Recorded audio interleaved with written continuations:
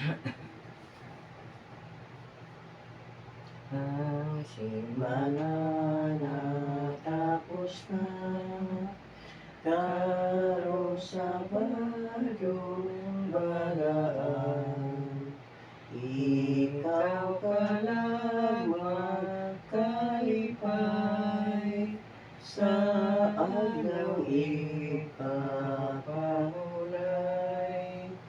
O manhi ikaw Ginoo, o panalangin ako, sa pagsantos sa Sabado, adlaw nga labing maayo. Kanunay kang panangluon, o gayud pasalamatan. Ang Ginoo maluluyon, naghatag kapahulayan.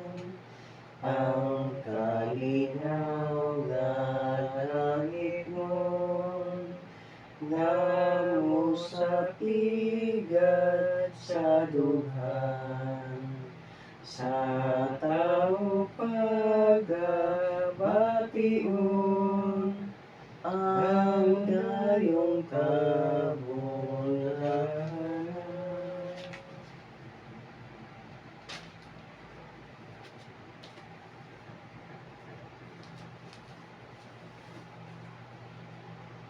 Isayas 40. Gilipay sa Ginoo ang Jerusalem. Ayaw kamo kabalaka, katawhan ko.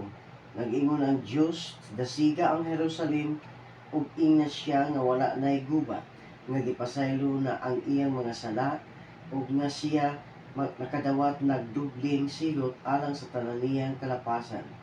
May usa ka tingog nga nagsinggit, pag-andam ug dalan alang sa Ginoo, dito sa kamingawan. Himuan ninyo ang usa ka gitulid ug lapad nga dalan dito sa disyerto alang sa atong Dios. Abunuhi ang tanang walog, pataga ang tanang bukid, ang kabungturan mahimong patag, ug ang dapit nga gansalon mahimong hapsay. Uyon ipadayag ang himaya sa Ginoo, ug makakita niini ang tanang tawo, kay ang Ginoo maoy nagsulti niini. May usa ka tingog nag-ingon, isangyaw ug niingon ako.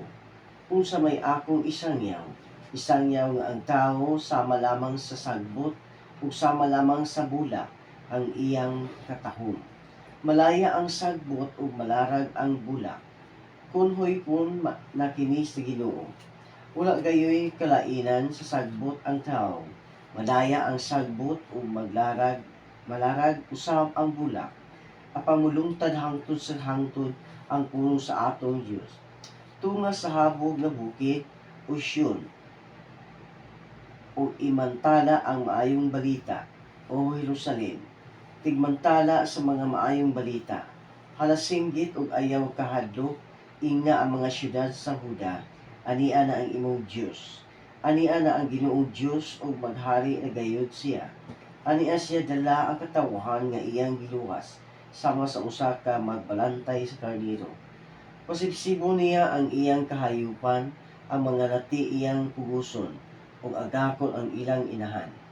Walay sama sa Diyos sa Israel.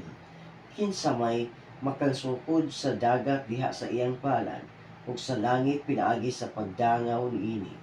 Kinsa may makasulod sa katanang yuta diha lamang sa usa ka tasa, ug makasukod sa gibug-aton sa kabukiran. Ingon man sa kabungturan pinaagi sa usa ka timbangan. Kinsay makagiya sa Ginoo o magtudlo kaniya, ingon nga iyang magtatambag. Nagpatudlo ba siya aron siya makasabot ug makakaton usaon paghimo ang mga butang. Gani ang mga nasod sa kalibutan alang sa Ginoo daw tinulo man lang gikan sa usa ka timba, ug ingon man lang sa abog diha sa usa ka timbangan. Ang mga kapupud-an ingon sa mga abog nga sayon lang niyang alsahon. Ang kakahiyupan sa Libanon dili igong isuglod, niigong ihalad ang mga mananap na anaa niini. Ang tanang nasod sa kalibutan ingon og wala lamay bili diha sa iyang atubangan. Busa kang kinsa man ninyo ipagkasama ang Dios, usama unsa man ninyo siya itandi sa mga Diyos ba nga himulmag tao ug gihalupag bulawan ug gikadinahal plata, ang kabus mangitag kahoy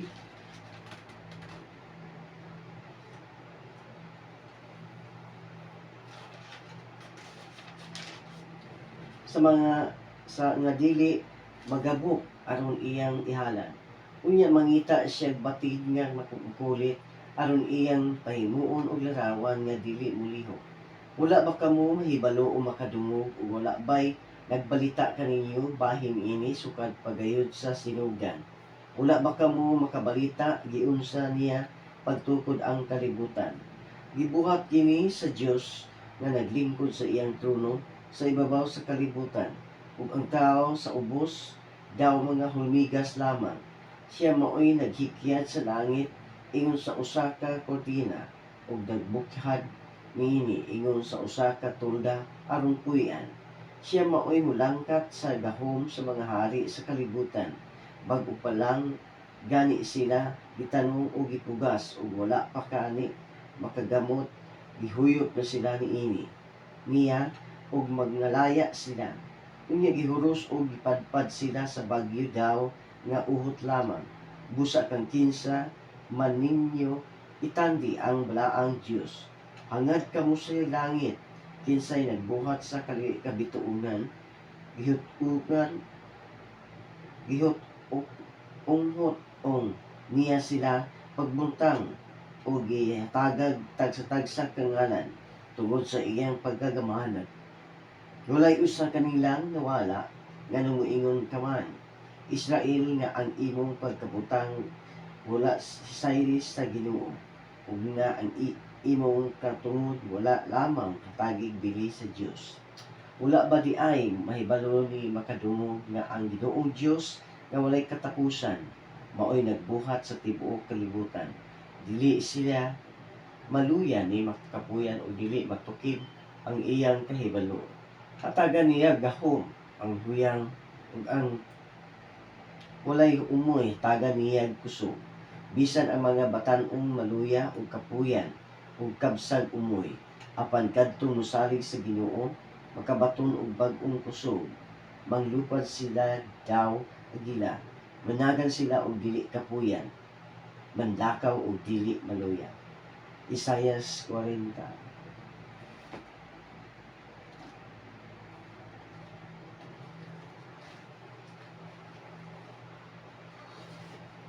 Ito sa Ginoo. Tabangan sa Ginoo, karon dito okay, tabangan.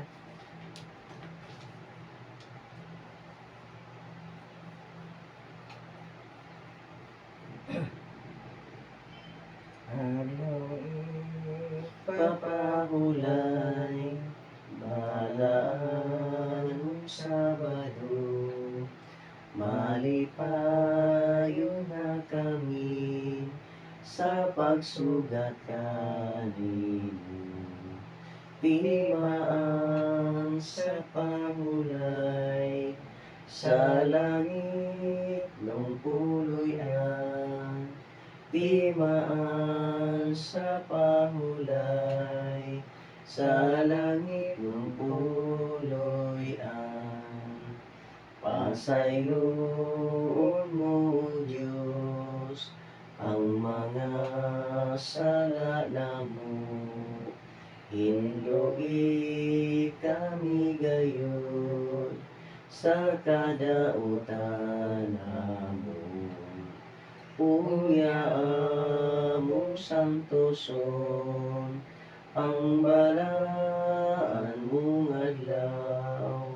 Unya among santoson ang balaan mong adlaw. Sa tibuok mong adlaw Diyos namo, ang dakong gumani mo, kaluoy o himaya. Ang pulong sa Ginoo, amurang palandungon. Ang pulong sa Ginoo, amurang palandungon. Ang maayong balita sa imong ginharian, ibalita sa yuta sa tanang katawhan. Unya balikan kita sa Ginoo tang Hesus. Unya balikan kita sa Ginoo tang Hesus.